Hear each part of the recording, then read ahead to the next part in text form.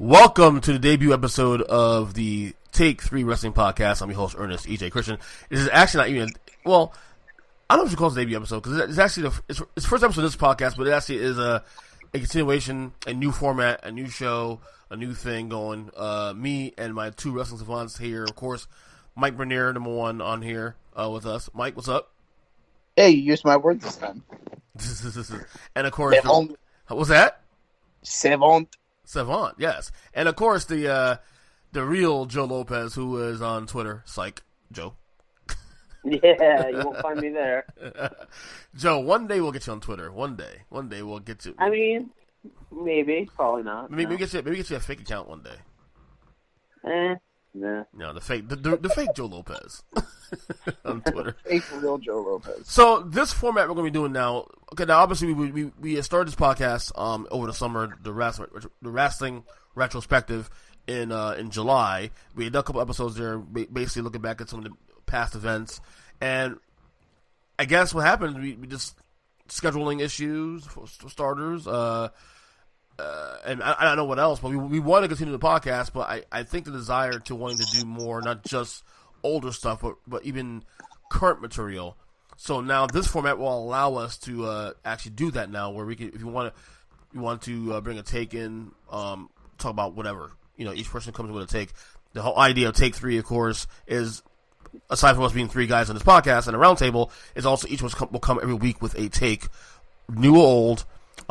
And we'll just debate it, discuss it, bring it down to the beer fruits and all that, and just discuss it all. And of course, the last time we were on this podcast, I think we did a podcast together. I just started watching the current events, so I'm actually well up to speed now. What's going on in the world of both the WWE and AEW? So it's gonna be fun for us. So. But what we'll do also today, before we get started on the takes, we'll also open our shows with some news and notes around the industry. So, I don't know. Let's discuss that a little bit, Mike and Joe. You ready for that? Well, I think the easiest way to explain to people what's going on here is it's kind of like how they brought back the show Roseanne, and then Roseanne Barr had to get gone, and then it was just the Connors. So it's kind of what happened with us. Like, we started our show, and then we had to get rid of Jim Cornette, and now we have a new format. So it's thank God. I'm really surprised, Joe. I'm really surprised I didn't add Jim Cornette to the news. I probably added him to the discussion real quick. Jim Cornette, what he said. I just figured he got to throw it in there at least, right? Yeah, He's a moron. He's not. Okay. He's not very smart. So before we go on any further, are we keeping our three topics to the 15-minute time that we discussed? Yeah. Obviously, you want to keep between 10 and 15 minutes at least. You don't want to go over. I guess the whole thing is not going over 15 minutes more than anything else. Yeah, I have a timer set, so the minute we get to 15 and we hit that 0, I'm going to yell hard stop. Right. So, yeah. If we finish something earlier, it is what it is. I mean, we shouldn't force anything at the conversation and naturally dead. If it ends at 7 minutes, it ends 7 minutes. No big deal. You hear me yell hard stop. Y'all better stop. Okay, no problem. I always do. First things first. The situation.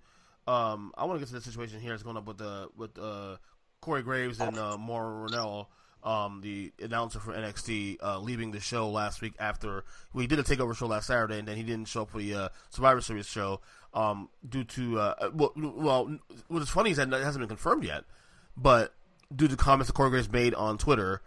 Mike, get into this real quick.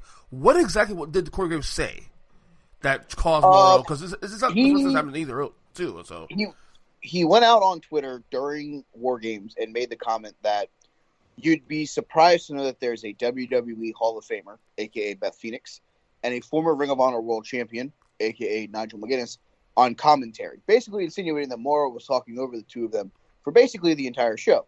Which, if you've ever watched a takeover, if you've ever watched NXT on USA, he's not necessarily telling a lie.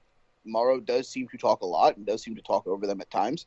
Does not give them proper floor or opportunity to speak at moments because he's yelling Mamma Mia or whatever else he's yelling at the time.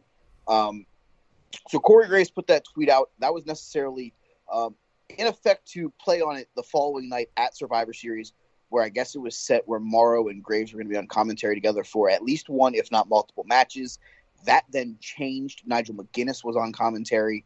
I know Beth was on it for a couple of matches, so they probably ended up splitting more matches between the two of them.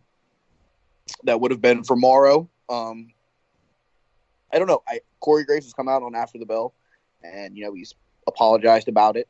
I think the big thing here is that anybody that's in the situation, first off, should he have cleared the comments with somebody in WWE? Probably.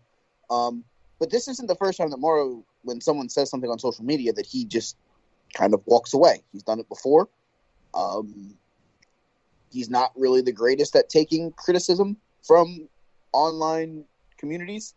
And unfortunately, in the industry that they're in, that's all that there is critics and marks and people that want to get themselves over by saying things to someone to make them feel important. Graves's comments, while maybe not the greatest, were going to be used for storyline.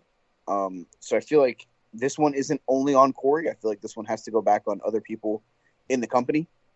It's kind of the same thing with the Cornette in NWA, which we may discuss with, his comments not being edited off of the show after he went full crazy.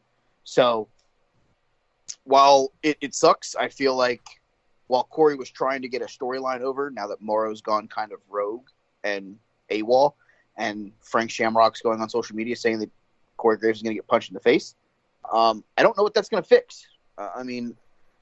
The two of them need to get into a room and have a conversation if this is really going to be an issue.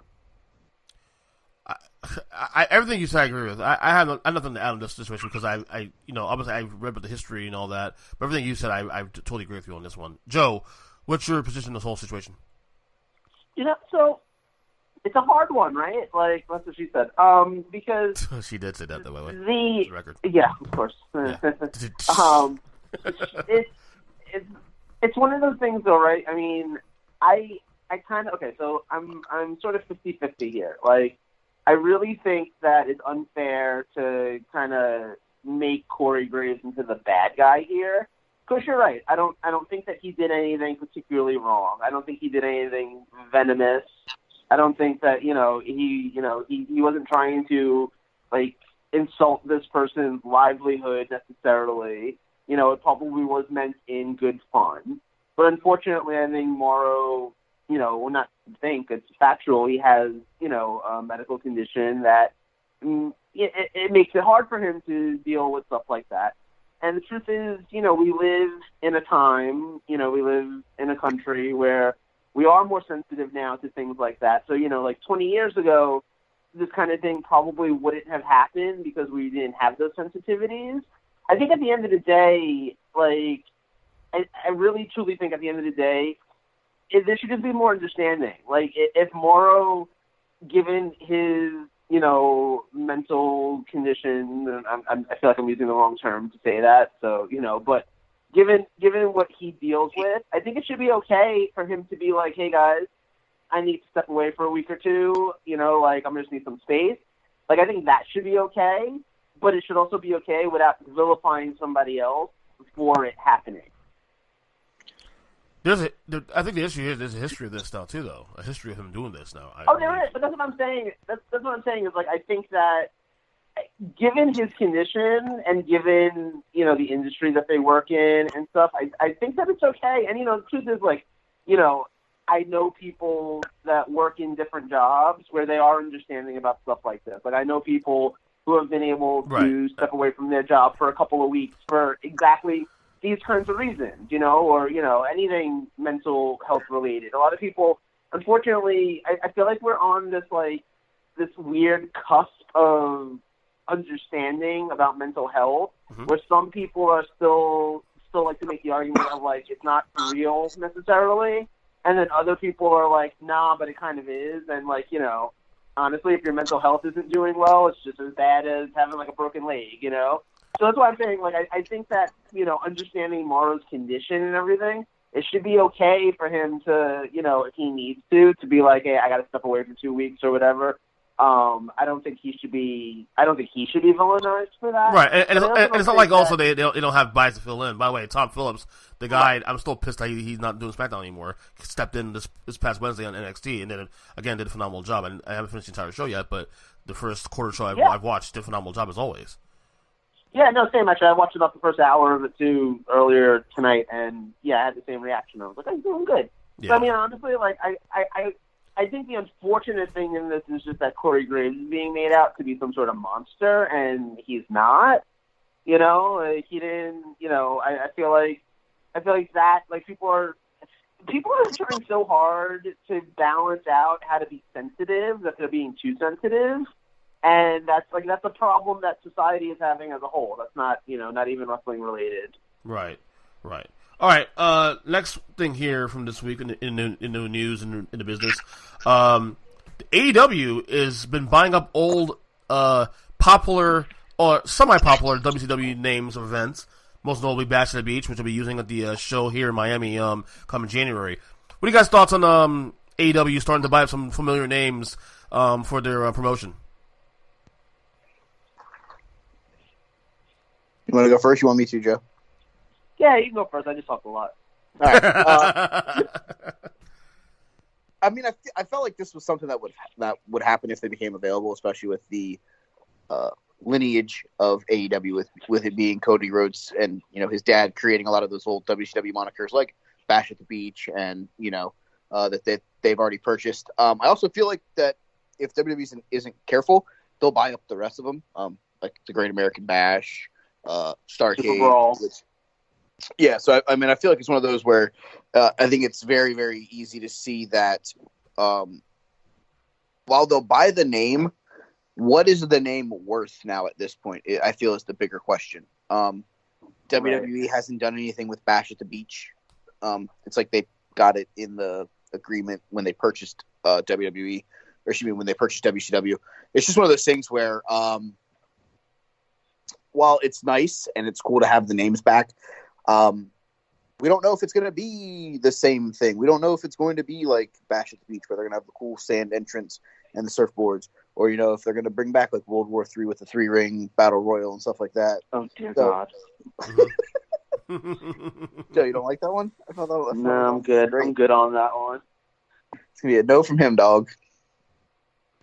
So I mean, I like it. I like it because I like the names. I'm a very big fan of old school WCW because we got a lot of that in Virginia. But what I would say is it's not anything that I'm necessarily willing to like sell the farm on about being excited about until I see what they decide to do with them. But it's a very interesting concept. Like I was kind of weirded out by them announcing Bash at the Beach at like a January show. Like I get it, it's in Miami and whatever, but I don't know. That's the summertime show, like in title. You know what I mean?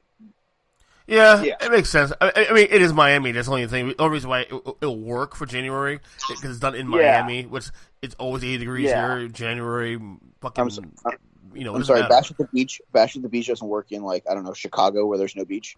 Right. Right. Exactly.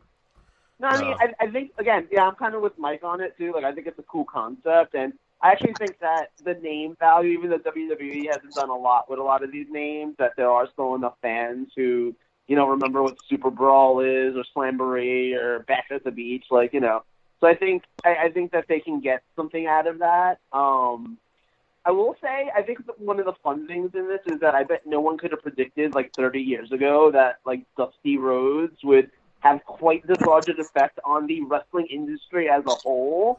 But he seems to have one day just birthed the entirety of 2019 pro wrestling between NXT and AEW, and he is literally the godfather of pro wrestling. He's the missing link of pro wrestling, other than the actual missing link that was around in the 80s. Right. He's the American dream. Hey, American Dream, man, and he has a generation of fans and two kids that have dominated since, and but it's funny. The one thing I will say, what Mike just said too, I actually kind of agree with. It's even though they, it's kind of like a win for AEW. I feel like they're kind of poking the bear a little bit with WWE. Is it really worth it? And then you piss Vince off to the point now where he'll scoop any other names that's out there just to have it, just to say it's mine.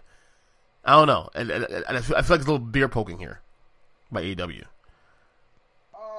I wouldn't necessarily say that it's bear poking. I feel like it's them also trying to figure out how to brand themselves. And I think it's it's going to be a ebbs and flows. If there's going to be wins, if Bash at the Beach works and they make it like a thing every time they're in Florida or in Miami that they do that they do the cool entrances or whatever, then that's something that works. If they do this and it blows up in their face and they don't use Bash at the Beach again for 35 years, then they figure it out. I mean, I think you're going to go through a lot of these. I think you're going to go through a lot of, okay, this works, this doesn't. I think they're going to go through a lot of Clash of the Champions.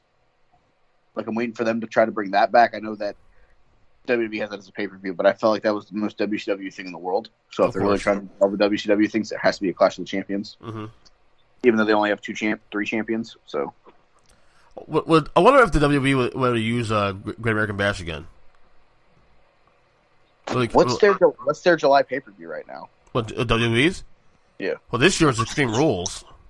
They haven't used it in a few years, actually. Nope. Dude, the WWE is sitting on so much shit. They're sitting on so much stuff that they bought up from WCW back in 2001.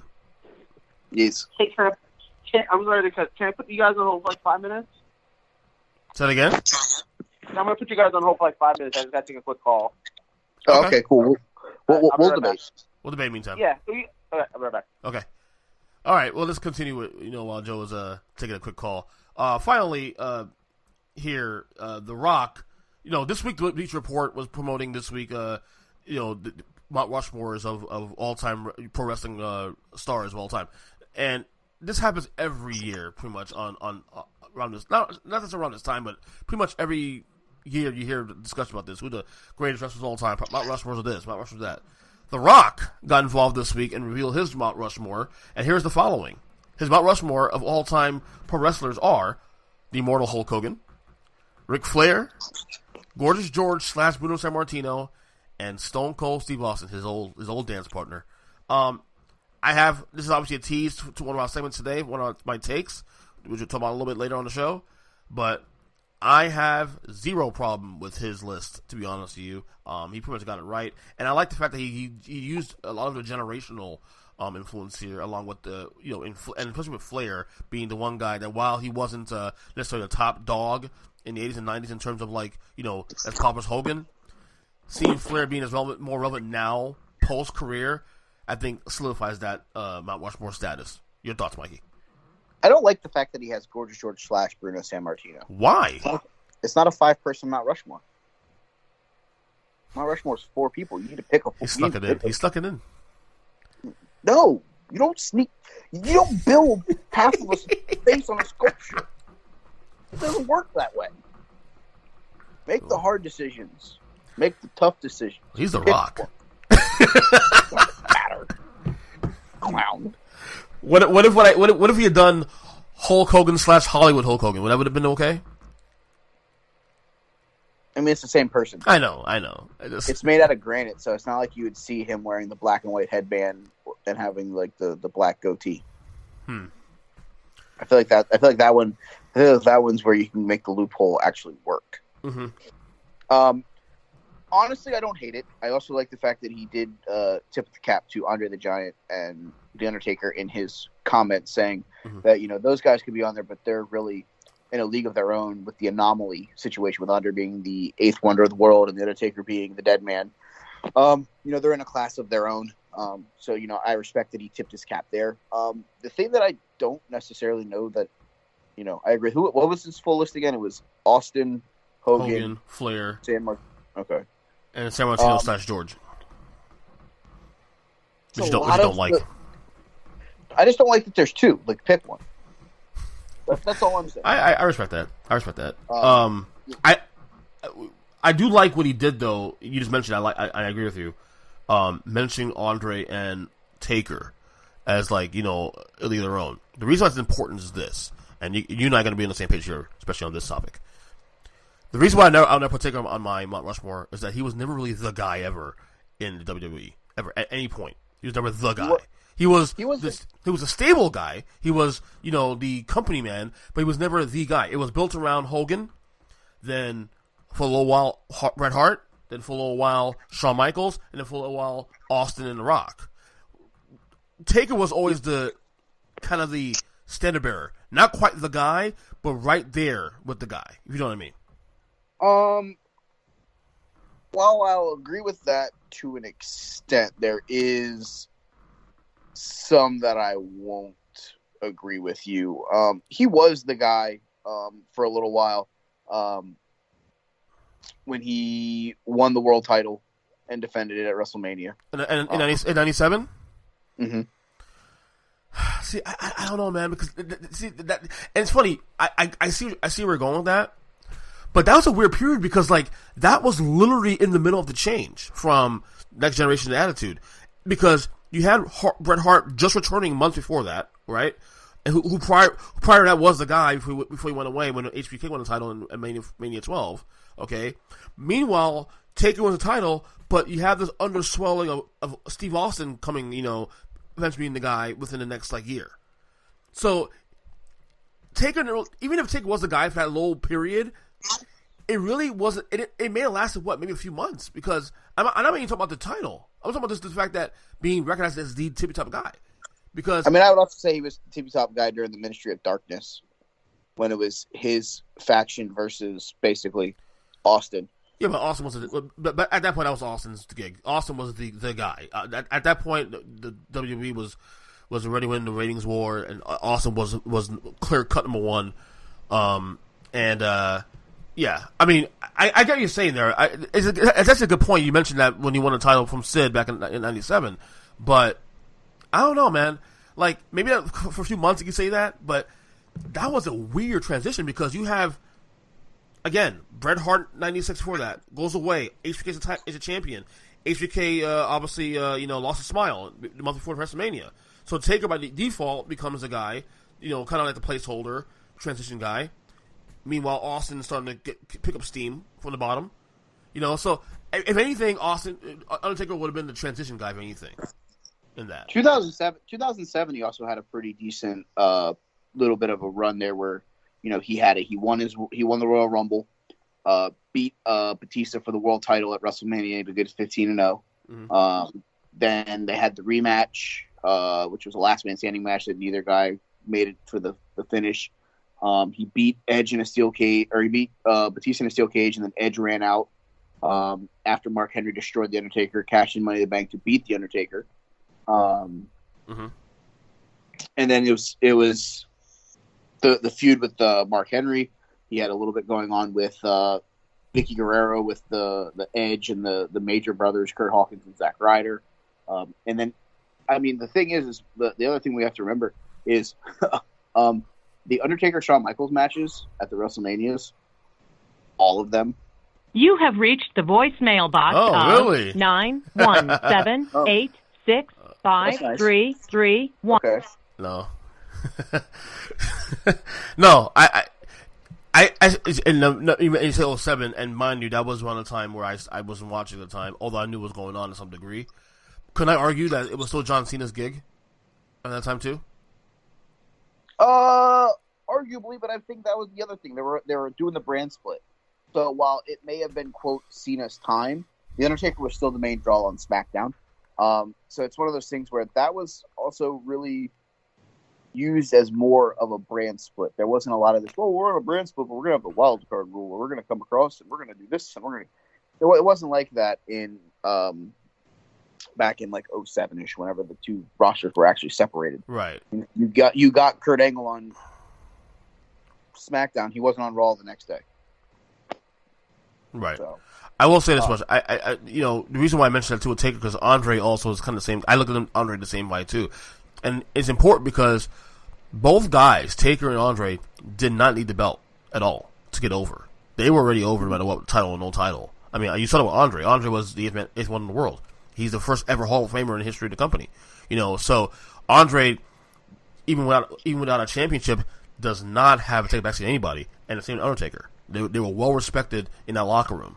So it goes beyond championships for those two guys. Doesn't mean necessarily that they were the guys, but I'm trying to find a great analogy to use for Andre and Taker. Maybe a football analogy of a player who's not necessarily the top guy, but he's also the most important guy. No, not even that. I'm talking within the franchise.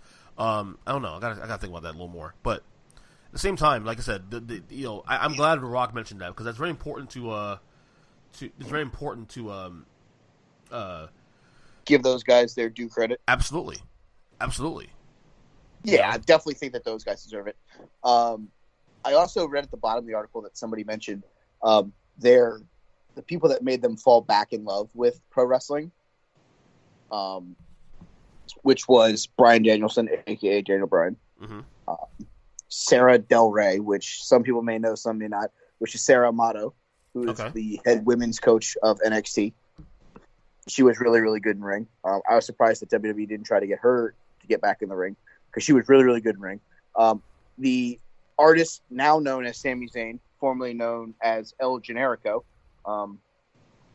who I love to death, and I love him as Sami Zayn right now because his entrance during Shinsuke Nakamura's song is hilarious. And the fourth member of theirs was, I don't remember off the top of my head, I want to say it was like, who was it? I don't think it was Kevin Owens. I think it was somebody else. Now I can't remember and my brain doesn't want to work. Damn, who was it? Oh, this is going to bug me. Maxwell Jacob Friedman. Nope, not him. MJF, baby. Yeah, you love you some MJF. You know it. You already know it. Which we'll probably discuss here. Yeah, absolutely. Hopefully when Joe gets back here, which I'm going to call him back in a second. Right now. Actually, here I just found the article that you sent. The person named, the fourth person was Kevin Steen, aka Kevin Owens. I love Steen and Generico were great, and their matches in Ring of Honor were even better. So I'll always hold a spot near and dear to my heart to a generic luchador from Tijuana, Canada, and the fact that Kevin Steen. Like I said, The Rock, season one of The Rock still has a strong respect You for have business. reached the voicemail not box ready. of Wait. 9 He's here. 1 I think he's 7 8 6 5 3 3 1. No, never mind. No, not ready. No, not ready. He's not ready yet. No, he wasn't ready. He's not ready. All right. So, we'll get to the takes now. And maybe I'll come back later on the pod and ask Joe his thoughts on The Rock's Mount Rushmore right in the middle of our take. So, like I said, the new format now, we're going to each bring a take in to discuss, roundtable style. I have one, Joe has one, of course Mike has one. We'll do mine last, because mine's a little more, like same discussion we're having now. Mike, what's your take of the week? All right, my topic that I want us to discuss this week, because they had such a really big weekend at Survivor Series, that is NXT. I want to discuss who we think are going to be the next NXT champions. All 5 titles on the table. Discuss who you think is going to be the next person to win each individual and tag title, and why you picked them, and what you think their longevity as champion is going to be. Interesting. And as you said that, Joe said going back, and we're going to get back on the line just for a second. Let me see. NXT wise. So right now, your current champions are right now, NXT champion is Adam Cole. The Roger Strong is right. Hey, sorry about that, guys. There he is, I know. Undisputed Era, of course, dominating everything, tag team titles, North American titles, and the world titles, as well. And then the Cruiserweight champion is who? That's Leo Rush. Leo Rush. And then the women's tag team champions. We don't have women's tag titles. You don't have to, okay, good. Okay, we have the current world champion is Adam Cole. The tag champions are Bobby Fish and Kyle O'Reilly. The North American champion is Roderick Strong. The women's champion is the Queen of Spades, Shayna Baszler. And the Cruiserweight champion is Leo Rush. I feel like Tommaso Ciampa at some point has got to get in there again at some point, right? I mean, is it now? Well, he'll get a belt, if not the belt, right? I mean, that's the next step, really. I mean, if Adam Cole's going to lose a belt at some point in the next year or so, it's got to be him, right? I mean, do you want me to give you who I think is going to be the next champions? Then you guys can work on it from there. Go ahead. At Cruiserweight champion, I project that Leo Rush will lose the NXT Cruiserweight champion to Angel Garza. Okay. The women's title, I believe Rhea Ripley will be the one to dethrone Shayna Baszler. That's easy, of course. Yeah. I think the North American Championship, I think this one might shock a lot of people. I think Matt Riddle will win the North American title from Roderick Strong. Oh, okay. my next tag team champions includes a man that you just spoke about in Tommaso Ciampa. I think DIY gets back together once Johnny comes back. I think Ciampa and Gargano defeat Fish and O'Reilly. And the next NXT World Champion, I feel, is the Prince, Finn Balor. I like that. I actually like that. I don't know if I agree with you, but I actually like the angle you're going and the kind of the storylines that could get out of that. Now, you guys did not finish watching NXT. I have. So play a little bit of the spoiler here. Is some of that, is some of what you're saying there influenced based off the last episode? Well, the ending, Ciampa versus Balor. Post-match, Adam Cole comes out. They look like they're going to become a even bigger Undisputed Era faction. And Balor hits Cole with the Pele kick. Okay, interesting. So it sets up where now we have been announced that Worlds Collide will be the takeover spot on Royal Rumble weekend. The next NXT USA version takeover will be in Portland, Oregon in February? Right. Yeah. You could see Ciampa versus Balor versus Cole there, which I feel like could be fun, but well, I actually tend to agree with what you're saying there. So for the most part, like Finn Balor is not there just to sit around and do nothing. He's got to get a title. Why not get the top title in the brand? See, I'm going to disagree though. Okay. I think that Finn Balor is one of those guys that doesn't need a belt. I think he's completely over. And the thing is, like, he's one of those guys that he's an easy one that you can go to if you need a champion. And, like, you know, let's say, like, Adam Cole gets injured tomorrow and you need to put the belt on somebody. He's a safe bet. But I don't think that he needs it. And if they don't need him to have it, like, I think that you can go a lot of different directions with it. Honestly, if I was making a pick, I think Keith Lee's your next NXT champion after the weekend that he had. Wow, it's funny. I'm surprised you said that because like Keith Lee to me is kind of how you view Finn Balor. Does he really need a title? Like, does he really need a belt? I think he does. I think he's still so early on in coming up that there's a lot of people that are now like sold on him. But honestly, you make him NXT World Champion, you let him be the focus of the brand for even a couple of months. And you make him even more than what he is right now, you know? Like, Finn Balor's already been NXT champion. He's already been Universal champion. He's been, you know, he's been to the mountain, as they like to say, and, you know, I don't think he needs it. That's all I'm saying. It's like, I think he's a good guy. He's just like Adam Cole basically ended up with the title because Ciampa got hurt. You know what I mean? So I think Finn Balor's another one of those guys that you can, like, slot in if you need it. I think Keith Lee's one of those guys that could grow in the company if you give it to him. Okay. I don't necessarily disagree with that, but I feel like he's more fit for the North American title right now than the world title. Matt Riddle, I guess Matt Riddle I can see getting the North American title. I could see that, although I don't know if they're going to go that direction. Does he need a title to himself? I don't know. I would go. I think you actually almost said it before. I'd put the North American title on Ciampa. I think like it's the kind of thing. Again, he doesn't need a belt. He doesn't need to be world champion since he's already been there. But honestly, like it also wouldn't hurt the North American title if he held it. Right. Well, I'll say as much. I'll throw something left. Just to be different here a little bit. I'll go left field. I'll go Ciampa for the world title for the NXT championship. I'll go with Dijakovic for the North American title. Ooh, Donovan Dijakovic. This goes down somewhere left field there. You know what I'm saying? And then I don't disagree. And then I'll see maybe a Keith Lee tag team with Matt Riddle or somebody. Because they've been doing intermingling those guys for a little while now. Get a tag championship against Undisputed Era. Bobby Fish and the other guy. Rhea Ripley, of course, is inevitable. She'll get a title at some point. That's not even a conversation. And then, of course, as you said, Garza, I'm with you too on the Garza again, the cruiserweight. So I guess we pretty much agree for the most part on some of the. I mean, I guess the intermingling for the most part, but I don't know. You know who? I don't know if you still have time. Did you yell hard pass yet or whatever it is? You got time. Okay. I think maybe an off the beaten path pick for North American title, and he hasn't been one of my favorite guys traditionally. I think he's another guy that had an outstanding weekend, especially at TakeOver and then at Survivor Series. And I wouldn't mind seeing him, Pete Dunne? No. Let's see, he's another one that's like already been in the mix. I'm talking about someone who hasn't even been in the mix yet. Killian Dane? Damian Priest. Ooh, that's not bad either. I thought he looked so good at TakeOver in that three-way. Like, I love Pete Dunne.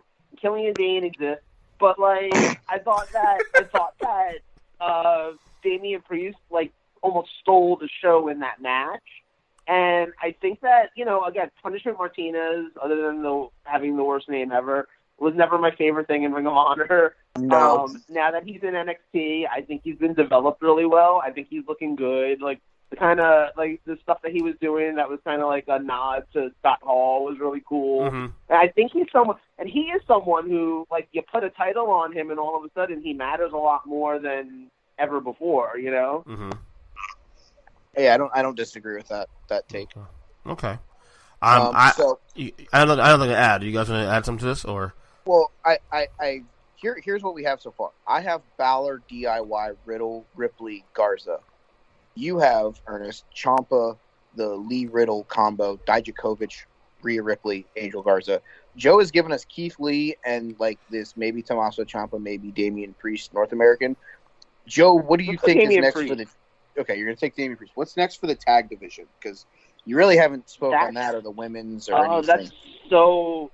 That's so hard to me because I feel like, and it pains me to say this, I love tag team wrestling. I usually think that NXT does a really good job with tag team wrestling, but it feels like the tag division is non-existent right now. Yeah, who's the tag? Other than Undisputed Era and maybe a couple of combos, who else? Right, like you've had Keith Lee and Dominic Dijakovic, whatever, however I ruined that. Dijakovic? But like you have, there you go. Dijakovic. You have the two of them. Like they teamed up this past week, and like I like the idea of them as a team. Like I wouldn't be against seeing them go forward. I don't think you need to put the tag titles on them or anything, but like I don't want the Forgotten Sons as tag champions. I don't think Breezango. Yes, please remain Forgotten. I don't think that like Breezango needs the belt, and then I think we've literally just officially named every tag team because Oni Larson's like trying to get out, so you're not going to have him and Danny Burch. Could you see this being the way to bring in Imperium? It could be, honestly. Like I actually, just as I was thinking it, I was kind of like, well, maybe they can bring over some of the NXT UK teams because they actually talk about having a good tag division. Yeah, I mean, like, you have, the former NXT UK Tag Champions, you have Mustache Mountain, you have the current NXT UK Champions. Like, they, the other team? I mean, you have Gallus. You have Gallus, which is the Coffee Brothers. You have Mustache Mountain. You have Imperium. You have the grizzled young vets of Zach Gibson and James Drake. Right. Who were, like, in the UK title picture for the longest time. I feel like this is going to lead. They've already brought Pete over. I feel like this is going to lead to Tyler and Trent coming over, and they may be the team that unseats the Undisputed Era. They've had good matches with those guys. What I would love to see is Kyle and Bobby hold on to, as long as Bobby doesn't get hurt again. I can see them hold on to the belts. Right. I'd like to see them hold on to the belts all the way through till when worlds collide, and I would love to see them fight, whether it's a title match or not. What are the names? Andrews and whatever. Flash Morgan Webster. Yeah, they are a friggin' amazing team. Their match at the last UK Takeover I thought was awesome.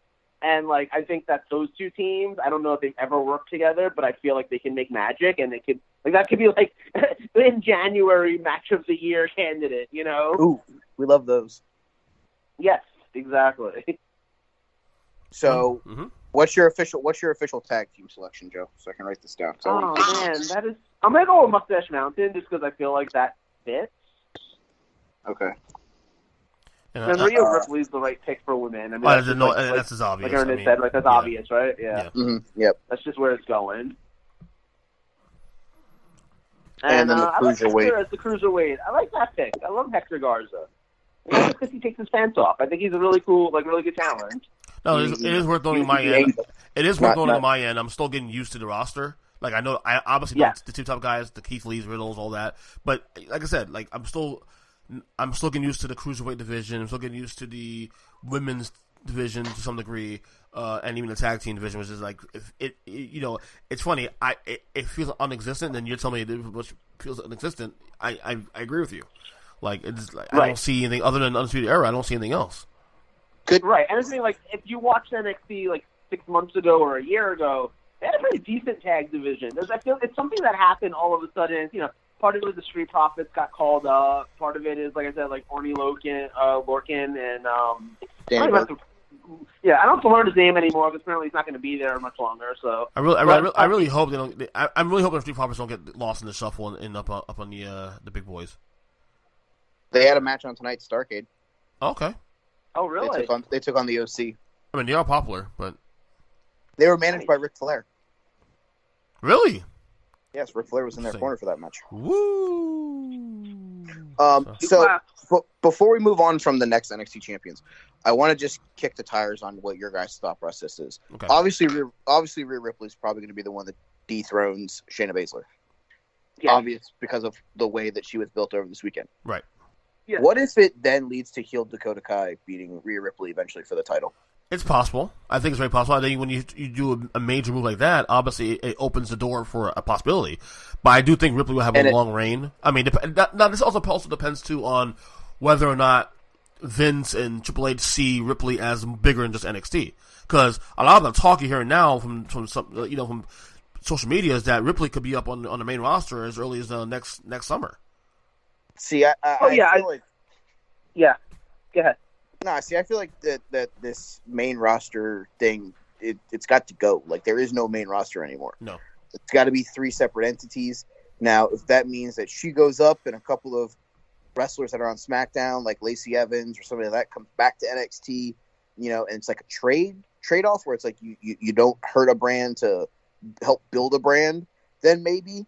But I don't know if it's necessarily like, oh, we're sending somebody up, because the guys and the girls that are in NXT have worked their asses off, especially that last weekend which is why, Mike, the ratings, which didn't come out on Thursday because of the holiday, for this week, we're getting on Monday, are going to be very important to that. Because if NXT's ratings got a bump as a result of what happened last weekend, and they say they crossed the 1 million threshold this week, and they start doing that moving forward, then it's justified to say that they're on brand with Raw and SmackDown.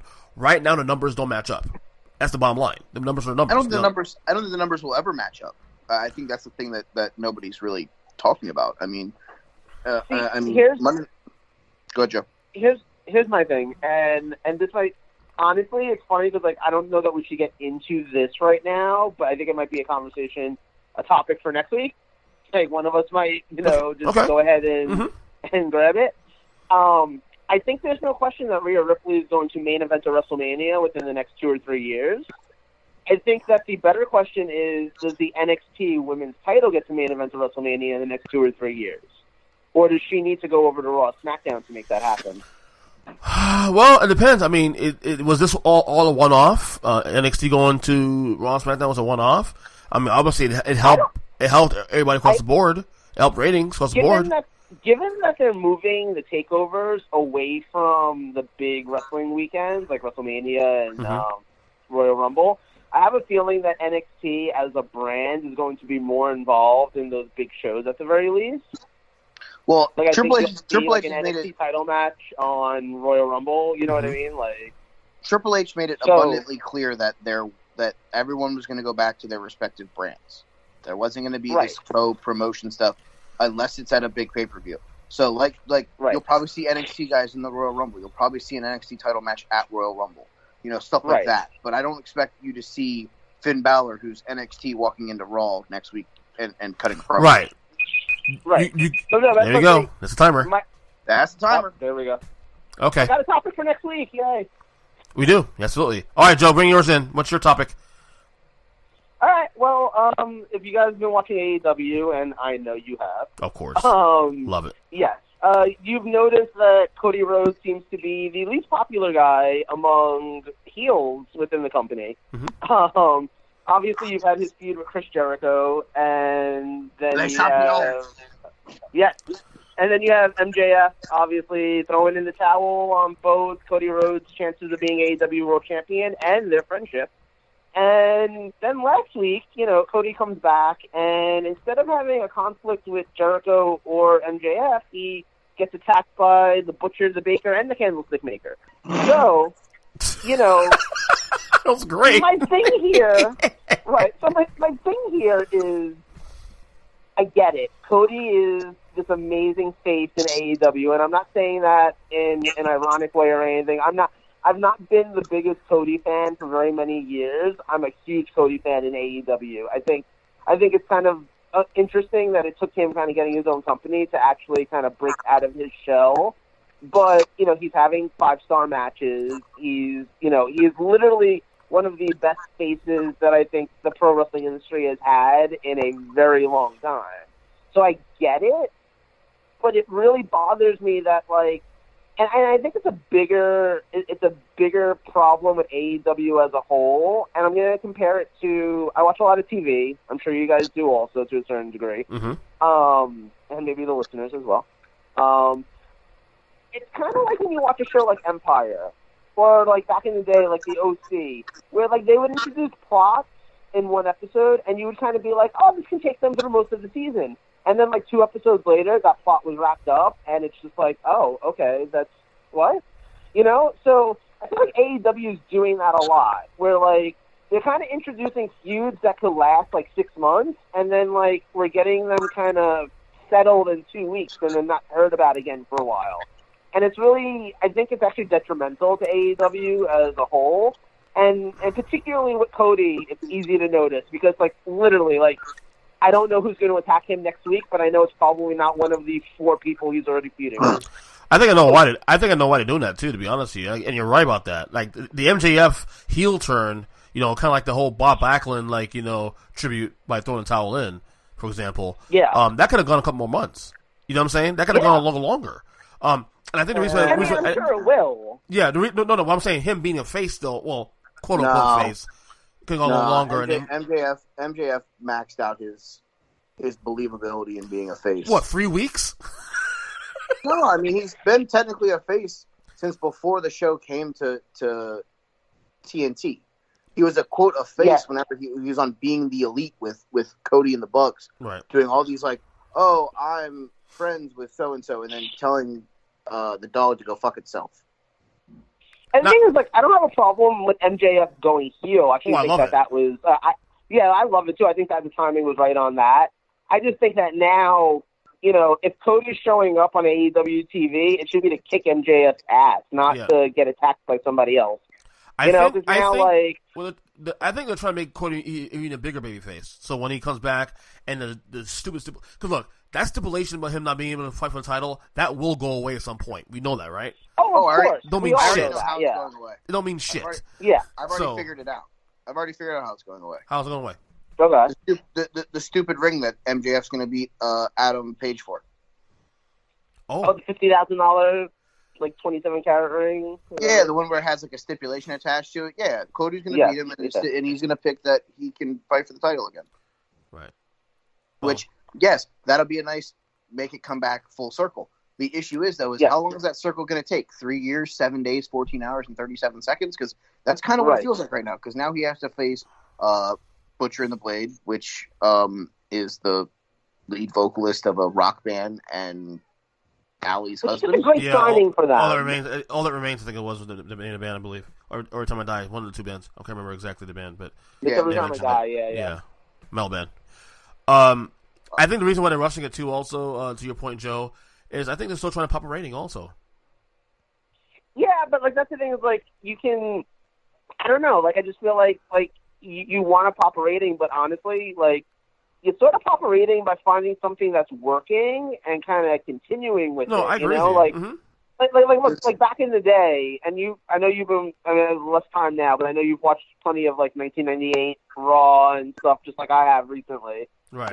Back then, Austin and McMahon was the thing. And like, yeah, like there were other elements with it, like, you know, Austin was feuding with Jude Love and stuff like that. But he was feuding with Jude Love because Vince McMahon had Jude Love out there. Mm-hmm. You know what I mean? Like, it was tied together. Like, I think even now, and I was saying this to Mike earlier, actually. Maybe I even sent this to the group. Like, you have Dakota Kai over in NXT, right? Cobra Kai. She clearly, yes. And now, like, if you look at, like, this past week's show, you know, she's clearly sort of feuding with Rhea. She's sort of feuding with Candice. She's obviously feuding with Tegan Knox. But it's all related to, right. But it's all related to what she did at War Games. You know, like, Candice is going after her because Tegan Knox is also her friend. Tegan Knox is obviously going after her because, like, she done went crazy on the bitch. And Rhea Ripley is obviously not exactly thrilled that her team was put at a 2-on-4 disadvantage because this woman had, like, a fucking... Oh, I'm sorry, I cursed. She had a... Fuck. She had... Yeah, sorry about that. No, she had, you know, a grudge to settle, you know? So it's, like, all of that, like, there's 3 different views and there's 3 different matches you can get out of, you know, for Dakota Kai over the next couple of months, and you can make that last, but it's all related to the same thing. Like, Cody's got 3 different feuds going on, and none of them are related to one another in any capacity. Yeah, and that's kind of what gets to me. It's not like MJF joined the Inner Circle, as did Butcher and the Blade, and it's like right. a full circle thing. Like, this is literally right, exactly. This guy has 3 different things going on. That means Cody Rhodes should never win another match in AEW because every match should be interrupted by one, if not all, of the people that he's feuding with. But is that kind of normal too, though, to some degree, though, with the top guys having multiple feuds? Some feuds bigger than others, but, you know, I mean, Hogan, I remember Hogan in his peak years back in the late 80s, he was feuding with Andre, but he had something going on also with another guy, you know, another guy too, with Hercules, with Bundy. Now, granted, both connected Bobby Heenan, but still. But yeah, exactly. But there's your connection. Bobby Heenan was managing all those guys. It really was almost more like Hogan was feuding with Heenan. Family. Yeah. That's the thing. That's like if all these guys were part of Jericho's Inner Circle, like Mike was just saying, then it would sort of make sense. You know what I mean? Like, if Proud and Powerful weren't there, and Butcher and the Blade were in, and MJF and Warlord were in, and Sammy Guevara and Jake Hager were out, then you could be like, oh, it's the Inner Circle versus Cody Rhodes. Like, by the way, I'm gonna say it again. NXT's doing it correctly, and so is AEW. Factions are cool. I love factions. Oh, I love factions. But okay, AEW only has factions. One. Right. 2, technically 2. I mean, the Elite, right? Still. Here's the difference. Bucks, Dustin and Cody. Here's the difference, right? Like, a faction, and again, and this is what we were talking about just now. This is exactly what Mike was just saying, like, and what you brought up. Like, Hogan feuding with the Heenan family. The Heenan family was a faction. All these guys who seemingly should be unrelated were related because they had the same manager. You know, the stuff with Cody is more in line with, like, how all the heels randomly came out to help bury The Undertaker at the Royal Rumble in '94. Yes. You know, yes. like, and like, is that where we're going? Is Cody going to get buried by every heel in the company and then come back, like, in 6 months? If we get a twin Cody, I'm all for it. But otherwise, like, I don't know where we're going with this. Right. My real question here is, and it's no offense to Cody, because I think Cody's doing really good stuff in AEW. Yeah. Does this just put the bigger, like, spotlight on the fact of how many singles face stars does AEW have? Kenny Omega, Cody Rhodes, they have a tweener and John Moxley, and then they have 835 different guys that want to be heel. Hangman Page is, I think, a face still. Oh, yeah, he's definitely a face. He gets a nice reaction to the crowd every week now. But my point is, would it have made more sense for them to finally go face heel rather than gray area, and then everyone that's obviously a heel is going up against Cody Rhodes? Yes. I think that the Butcher and the Blade, am I getting that right now? Yeah. The Butcher and the Blade? Okay. I think that the Butcher and the Blade had an amazing debut. I think that was an awesome segment. I think you put a Hangman Page in there instead of Cody, and all of a sudden you have a whole new feud that can last a couple of weeks and get Hangman Page on TV. And I know he was on TV, and he had the stuff with MJF, and that was all really good too. So I'm just using him as an example because, like you said, there's not exactly a lot of faces to draw from. But, like, right, you put any other good guy into that role that Cody had that night, and all of a sudden you have another feud going on that doesn't involve people who already have stuff going on, and you make somebody possibly. And what about would they have been better off going after like the Bucks? Well, no. After Nick they Jackson, came out though. Nick Jackson beats Ray Phoenix. They come out Ray though. Phoenix. What I'm saying is they had the perfect chance to build that as them taking out somebody. Nick had the singles match against Ray Phoenix, which was a really good match. They could have debuted then and taken out Nick completely, and we could have been without the Bucks for a couple weeks, let those guys get a rest because of how much they've been beat up over the last couple months doing insane matches like the ladder match with the Lucha Brothers and the matches with Proud and Powerful. But what I'm saying is would it have made more like why is Cody the only one getting jumped? Like where is somebody coming out and taking dog? He's the lead dog technically. The company. Now that you're saying it, you know who I would have had them go against personally? I would have had them take out Private Party. That would have made perfect sense because they're the most over tag team in that division. Oh, they're fun. Yeah, exactly, and their faces. The crowd loves them. They weigh a combined weight of 24 ounces of vodka cranberry. Yeah. Oh, best friends. Either of them are best friends. One of the two, because Orange Cassidy. See, I was thinking best friends. The only reason I didn't say best friends is because they do have a little storyline going on right now. Trent beat both members. Like he's pinned both members of almost a Lucha House Party, and I feel really bad about that. The Lucha Brothers, he's pinned both of them. So I mean, they have a little something going on. Like Private Party's got nothing going on right now. No. And even if you were doing the Empire style booking, as I'm going to call it from now on, and you had them attack Private Party just to get a match on Dynamite this week between them and Private Party, at least it would have led somewhere that was new and got people on TV. Private Party wasn't on, were they on TV this week? Is this when they had the No, they were not on TV this week. No. They were not on TV this week. So, I mean, they were just missing. Or, they could have attacked Darby Allin, who was also not on TV this week and is also kind of a really big That's another baby face also, another face. Right. Yeah. That's something but he was a face for the first couple episodes, and then ever since his match at the pay-per-view, he's been kind of AWOL. Well, I mean, he was on last week against Moxley. Yeah, he was. Or the week before against Moxley. Yeah, but okay, he's had, 2 matches since the pay-per-view? That's what I'm saying. He's another one of those guys. And you're right. The audience loves him. He's over. You could put him in the role that Cody was in and all of a sudden have, again, you give him something to do. It's and that's almost why I was hesitant when you said the Young Bucks, because I do feel like I get it, and I'm glad that they're not always winning every match and stuff like that. But it almost still seems like the guys from the Elite, the Young Bucks and Cody and Kenny Omega are still and even Adam Page to a degree, they're the trusted faces. They are the ones that everyone turns to and is like, okay, we need a face for this. And the truth is, they're the guys that always get jumped. Huh? They're not letting any of the guys that they're trying to organically build to become faces be faces. Everyone that has gotten jumped has been a member of the freaking Elite. Maybe they should let Darby Allin get beat up once. Maybe they should let Jimmy Havoc get beaten up by somebody once. Maybe they should let one of these other guys get jumped. Agreed. Like I said, Private Party would have made so much sense in that segment. They're almost booking themselves into a corner where it's it's all of the Elite guys are the faces. Everyone that jumps them are the heels, and everybody else is the tweener. Well, we had the ending of Moxley coming out and sort of challenging Jericho, not really challenging him, but kind of interrupting his win against Scorpio Sky. While Moxley is a tweener probably right now, I think they're really trying to push him to be a face, kind of like Austin-ish. I don't think he's going to have a distinguished role of being a face or a heel. Yeah, no, and I think it works for him. I think he is one of those guys that it 100% works for. When they were trying to do with MJF, it didn't really work that well because he was a heel, but he was, just friends with the good guys.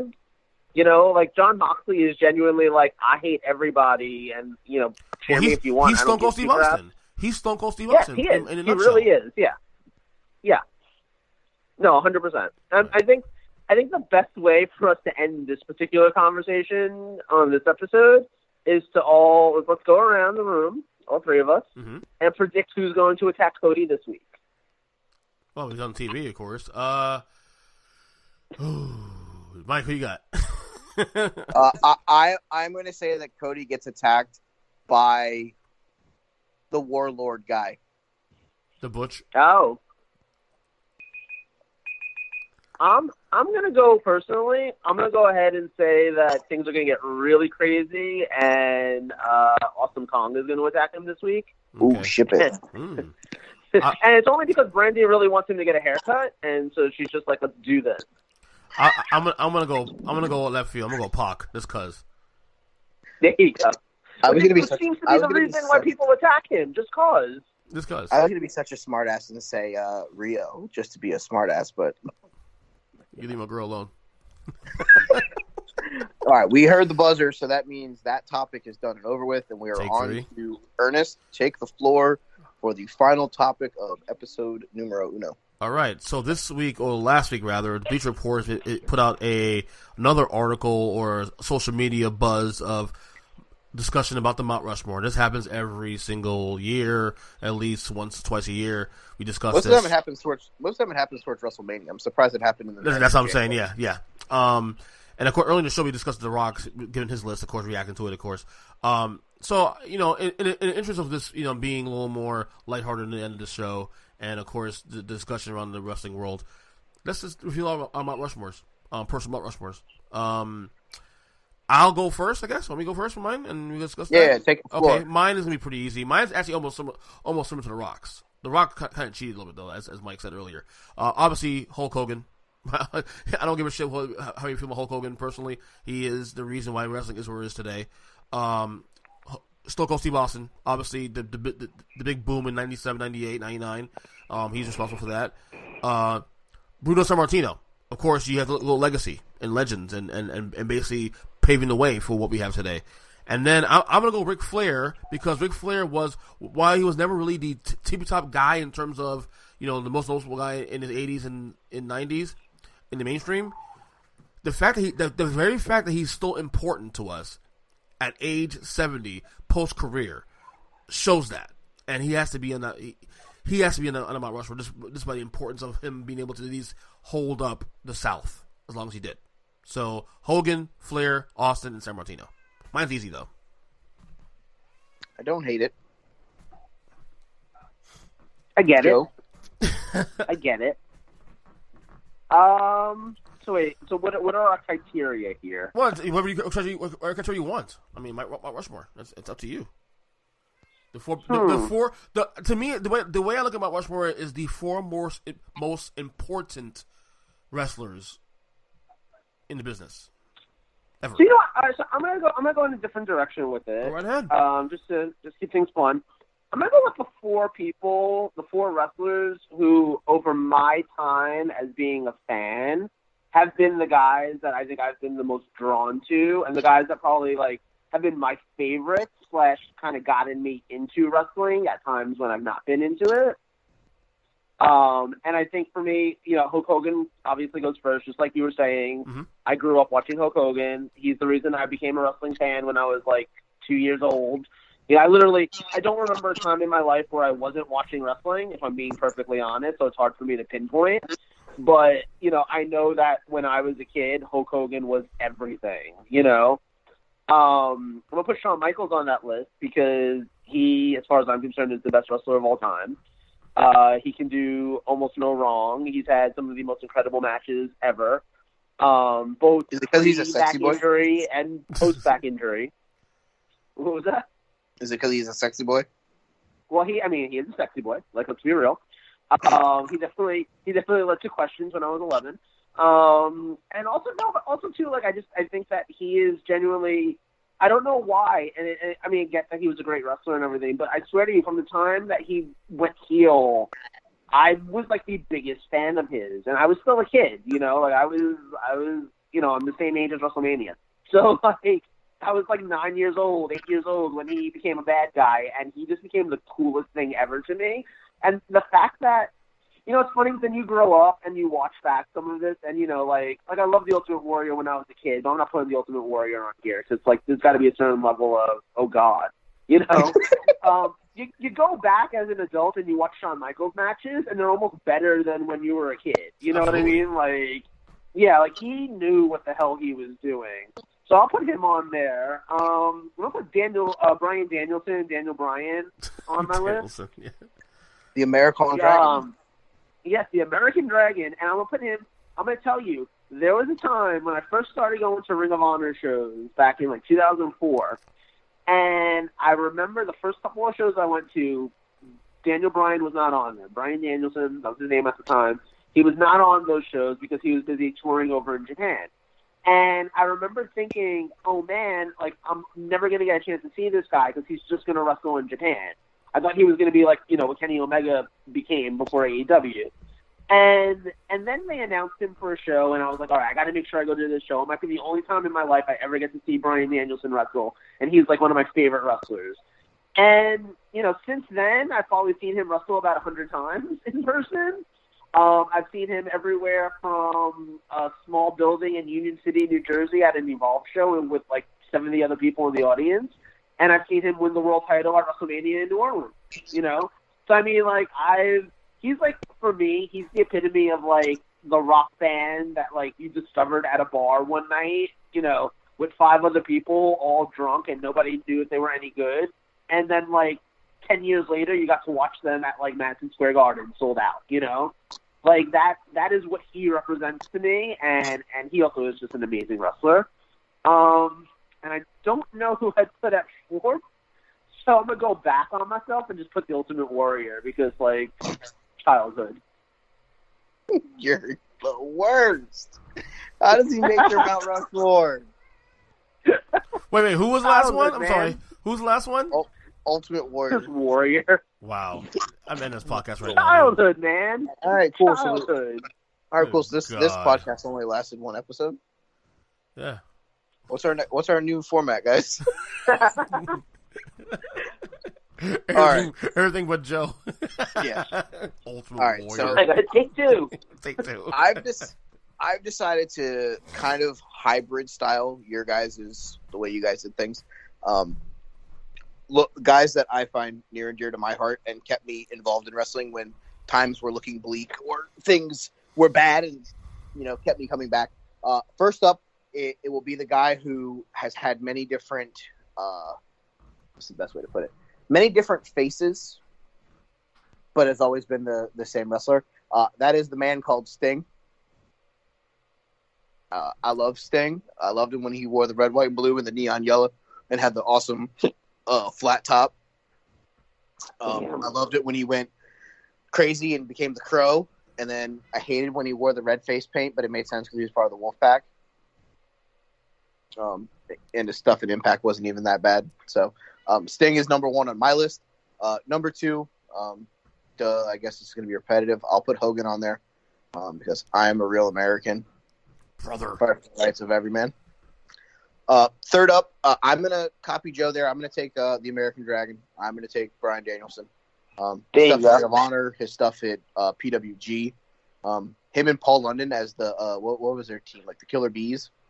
No, they were the Hybrid Dolphins. The Hybrid Dolphins, that's what it was. That It was was the a greatest hybrid- program of all time. And they never, you realize they never even ended up teaming together, I think. I think that, like, Paul London got hurt and Roderick Strong ended up taking his place. Yes, I believe you're correct. Yeah.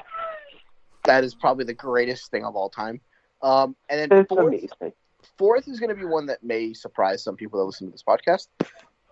And that's okay, because that's what I'm here to do, because I will probably be the one that gives you more shock and awe than the other two.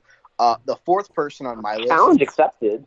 Okay. The 4th person on my Mount Rushmore is a guy who, unfortunately, had his career cut extremely short. And he's a guy who you can listen on commentary every Wednesday night on NXT. It is the former Ring of Honor World Champion, Nigel McGuinness. Wow, you went nuts. Oh, that's such a good pick. I love Nigel.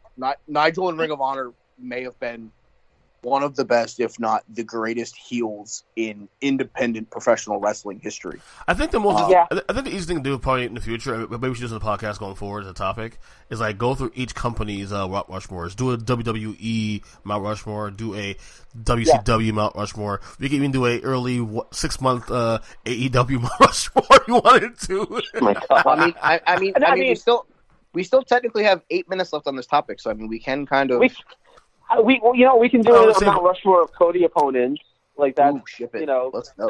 Current Cody feuds, top Mount Rushmore. Let's Put do them in that order. one. My Mount Rushmore AEW Rio 1, Rio 2, Rio 3, Rio 3, Rio 4. Ice Cream Hot Fire. I All will right, say this, and Ernest, correct me if I'm wrong, but like I know you were saying it earlier on the show too. Like you've gotten more into the current wrestling now. You've probably not seen a lot of like the Ring of Honor stuff that Mike and I were just talking about, or PWG or any of that. Like honestly, and I've said this to Mike before, and I intend to do this at some point. I want to come down to the Flow Rida. January. I want to bring like a PWG show or an ROH show. One of the shows from like circa like 2007, 2008, like around the time when all of these guys that you see now in like AEW and NXT were in ROH or in PWG, and I want you to see, like, I want to just know what your reaction is to that, like to watching that kind of show with some of these guys. Like, I bet you've never seen Nigel McGuinness wrestle. No.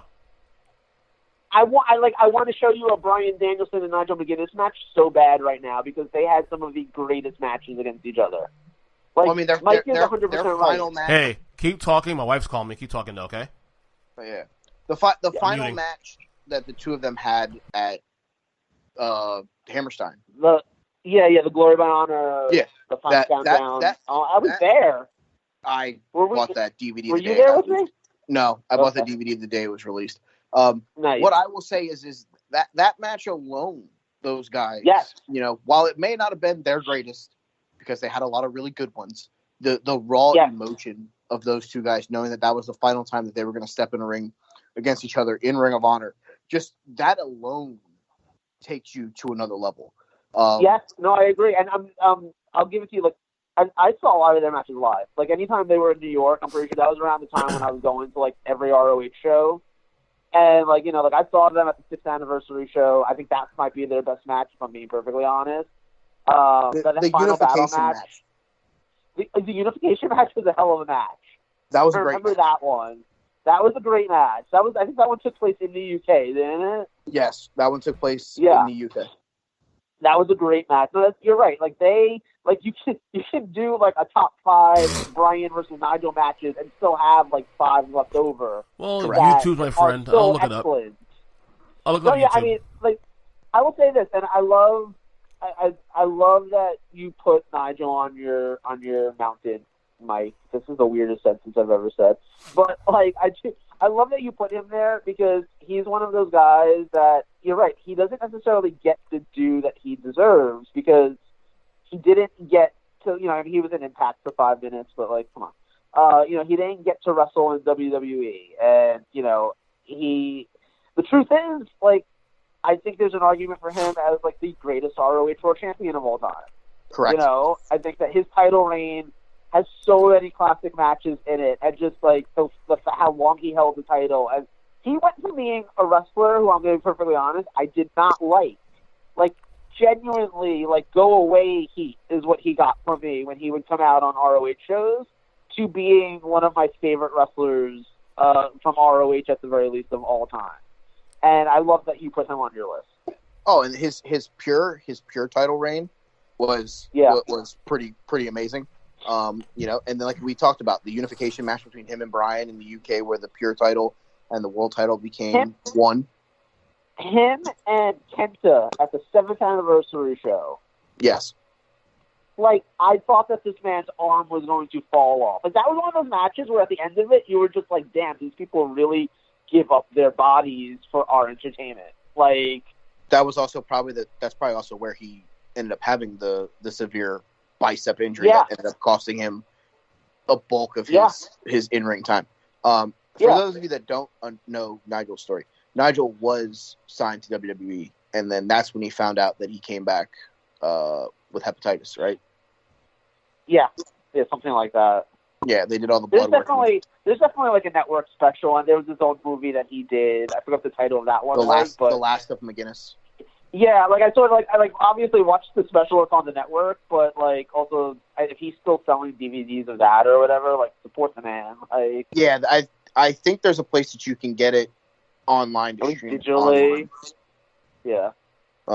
Yeah, I'm pretty sure. I want to say it was hepatitis B, maybe. Oh, jeez. Yeah. Let's see. Not quite as fun as Reptitis. No. Yeah, he was released from Impact in June of 2011. He had his farewell tour. Yeah, I want to say that they said it ended up being hepatitis B. And he has no idea where he got it from. Jeez. So yeah, he was signed, and then he actually may have missed out on WWE because of his shoulder, right? Or his bicep was all screwed up. Then he went to TNA or Impact, and that's whenever he ended up going in for blood work, and they found the situation. I have to think that at the very least he would be at least in the same role as guys like Samoa Joe and like Bryan at this point, you know, like, and don't get me wrong, he's amazing on commentary. I love that he transitioned into that field, and I love that he's in WWE doing it, but man, he was so great. He really was. So yeah, it ended up being hepatitis B is what the article that I'm seeing says. Damn. Yeah, Nigel McGuinness at one point was supposed to be the next big thing. Contracted hepatitis B early in his career. He presumed during a bloody match. He revealed this in a 2012 documentary he produced and said his diagnosis is partly responsible for the torpedoing of his chances with WWE. He had agreed to a contract but failed a physical and definitely ended his in-ring career with TNA and is now working as the front office for Ring of Honor. That's whenever he was the matchmaker for Ring of Honor. Oh, right. For that 3.5 minutes that he was their general manager. The on-screen matchmaker, yeah. Yeah, he was William Regal. Yep.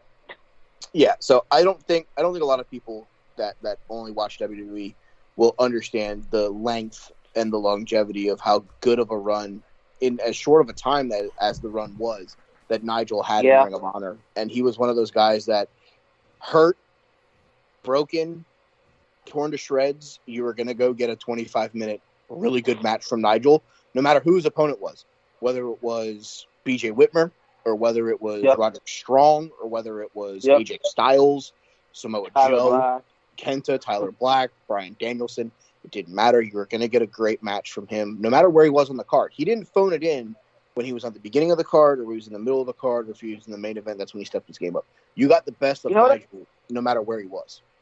You know what I kind of wonder, and it's sort of sad to say, I wonder if Nigel looks at Ring of Honor now, and we all know the shape that Ring of Honor's in now, and I wonder if there's a part of him that is he pissed off about it? Is he kind of whatever? Because I mean, he literally gave his body to making that company kind of what it was, and it's certainly not what it is anymore.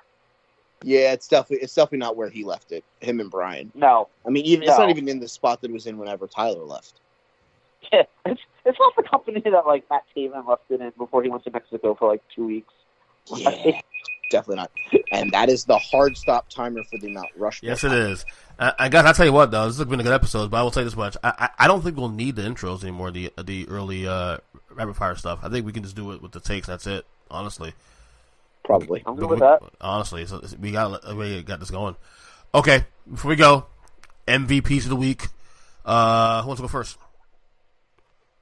Not it.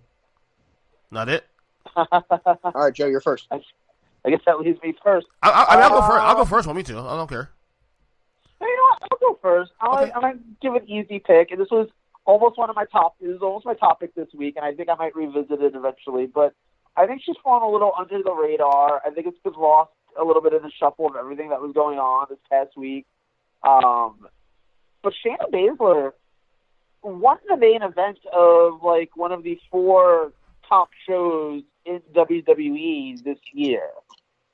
And probably the first time the women have ever main evented Survivor Series. I might be wrong about that, but I feel like I'm probably not. So, you know, it's like it's kind of a big deal, and I feel like nobody's talking about it. I don't know if that's because people just don't like Shayna. I don't know if it's because, like I said, like the match wasn't particularly very good. There's a lot that happened this past week, so maybe it just got lost in the shuffle. But it deserves some sort of acknowledgement. So Shayna, you rocked. Smack dab. Okay, smack dab. My shout out is going to go to actually a man who showed up on TV this Wednesday on Dynamite, and that is Mr. Virgil, a.k.a. Soul Train Jones. Great seeing him back on TV.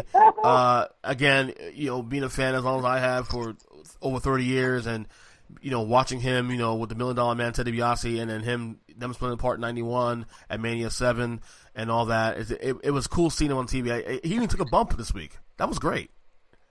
It's the best work he's ever done. Yeah. It's nice really to know. is. It's nice to know that there's a 0% chance that Virgil wins MVP of the month of December. Then I'm on my heart today. So go ahead, Mike. My MVP for the week that was is a guy that I think is going to be the next NXT champion. It is the Prince. It is Finn Balor. I think Finn's match with Tommaso Ciampa was really, really good. His angle that led into the match, and then the post-match stuff where he took out Adam Cole. I think it really shows that, and especially with the New Japan reference, the Prince of Rock and Rolla is back, and I love the attitude. I think he was missing this for a little while in WWE. He didn't really have this. He wasn't Fergal. He wasn't Prince Devitt whenever he came to NXT. They changed exactly who he was. Yes, he had his moments where you could see him tap into it, you know. But this is New Japan Finn. This is the gun, the point, you know, all of it. This is the Finn that a lot of professional wrestling fans fell in love with that wasn't around whenever he came to NXT. And I love it. I love that he's going with a little bit more of the edgier demeanor. So my MVP for the first week is Finn Balor. I like it. I like it too. I like it. And that's it for episode of the Take 3 Wrestling Podcast for Joe Lopez, the real Joe Lopez, which you cannot find on Twitter because he doesn't have one. Nope. I shit you not. He doesn't have one. Mike the Squid Bernier. I'm Earnest EJ Christian, and we'll be back to you next week. Same bad time, same bad channel. Follow us on Twitter. Oh yes, we're on Twitter. Take 3 Wrestling, right? Take number 3 Wrestling, I believe. Yes. Follow us. I'm at They Call Me Burn. Follow me there. We'll be doing social media stuff too in the coming weeks. Obviously, the Facebook page at some point and all that. But yes, subscribe on Twitter. Subscribe also on Apple Podcasts, Spotify, and all that good stuff. All right, I gotta go do my best Teddy Long impersonation. Holla, holla, holla. Holla, holla, holla. Later, guys. But